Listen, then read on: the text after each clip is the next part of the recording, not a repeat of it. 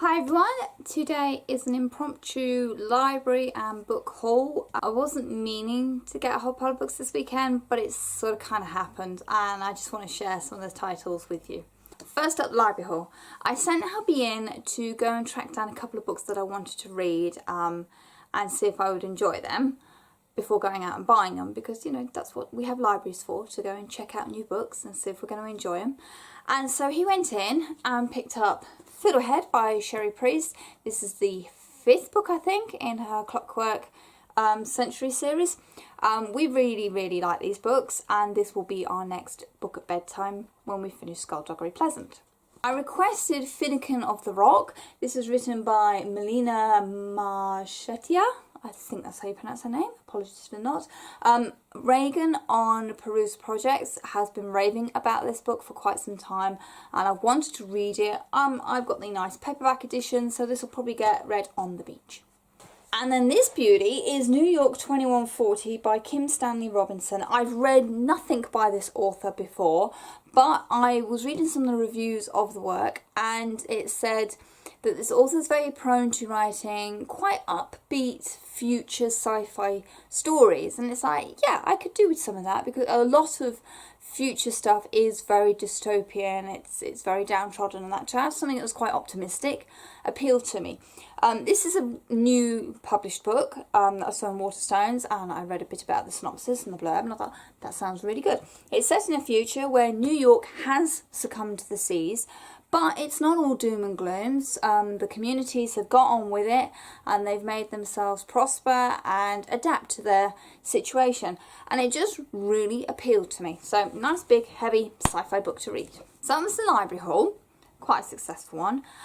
We then had to go and get my youngest a new violin at the weekend, so we tracked down a little violin shop in a small town called Penn in Buckinghamshire, and next door to the violin shop we were quite thrilled to discover a little second-hand bookshop. The Cottage Bookshop in Penn, I will highly recommend it to anyone who's anywhere near the vicinity of the area.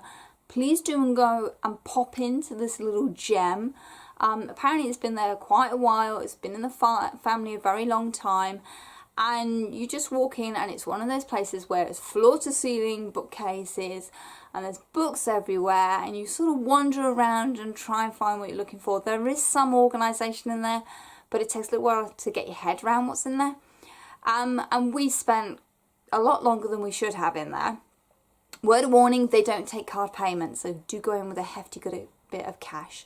They are very reasonably priced. They have some excellent quality, almost new books, very cheap, and it's a great way to fill in some gaps in your bookcase. So this is what we picked up from them.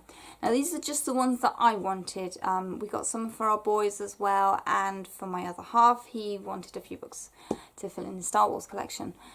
But this is what we got. So this is Derek Landry's Tanith Low in the Maleficent 7. This follows on directly from book 6 of the Skullduggery Pleasant series, which is great because they're the first 6 we have. So we've picked this one up. As you can tell, it's virtually brand new, this book. I don't think it's ever been read. And that was a bargain at £2. Then we've picked up Alex Scarrow, Time Riders and the Mayhem Prophecy, because we're missing 3 books out of this series.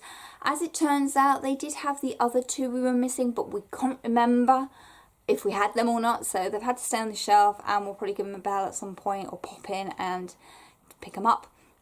But this is towards the end of the Time Riders series, so I can't give you much, but needless to say, the overreaching story that's been going on in the Time Riders series is starting to come to a bit of a conclusion, and this book has got some killer moments in it. I picked up Diana Wynne Jones' A Tale of Time City. I read this years ago, I'm not kidding, years ago, and it was this edition, so I'm dead chuffed because it matches all my other Diana Wynne Jones books.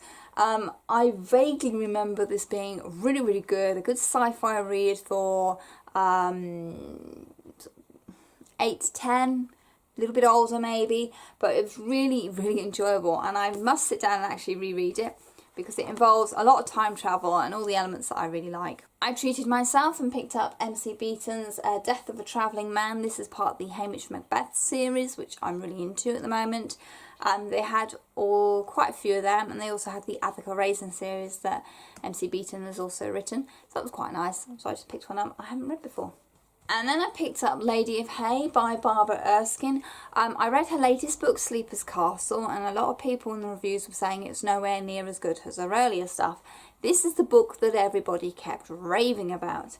Now, I had a choice of publications. There was this one, and then there was a reprint that was a little bit bigger, sort of the oversized paperback, with quite a snow scene of a gateway or something on it. But I really like this cover. I love the sort of romanticised 80s, 90s fantasy covers that we had. I'm pretty much a sucker for them. So I've picked up this one. It's a slightly heftier book. It's slightly smaller font, but I really like the book. And finally, we had a library book haul. Our central library was having a good sell-off of some of their old stock. So this is the Galactic Milu trilogy by Julian May, and it consists of Jack the Bodiless, Diamond Mask, Magnificate. These books are set after the Saga of the Exiles, which I'm currently reading, and there's a big fat book called Intervention that goes between that series and this series. So trying to work out where this series should go on my shelf. Should it go before Saga of the Exiles? Should it go after Saga of the Exiles? It was really hard to know what to do. And hubby wasn't that forthcoming because obviously he doesn't want to spoil anything for me. So we've come to the conclusion, I'll put them after Saga of the Exiles. I will put them in publication order and just hold all the info in my head as I go along.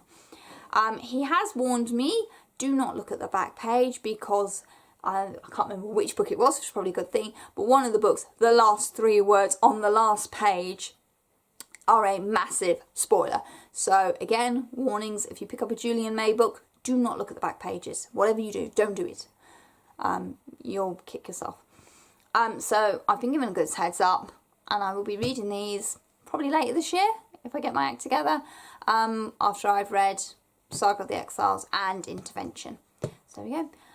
So that is a slightly surprising book haul, but we did quite well. I do like finding new book shops and picking up little gems that I've been looking for. I particularly like it when you don't have to spend an extortionate amount of money for a second-hand book. I really think some bookshops and some charity shops now are overpricing their second-hand books, and you might as well go out and buy a new one. So yeah, I'm really chuffed about that. Like I say, if you're in the area of Penn in Buckinghamshire, go and check out the Cottage Bookshop because it is just lovely. It's a haven for book lovers, it really is. And don't forget to go and use your local libraries to try out new authors and new books. If we don't use our libraries, our councils will shut them and get rid of them. And then we'll all be going, oh, I wish I had a library. So please do go and use them. It's really important.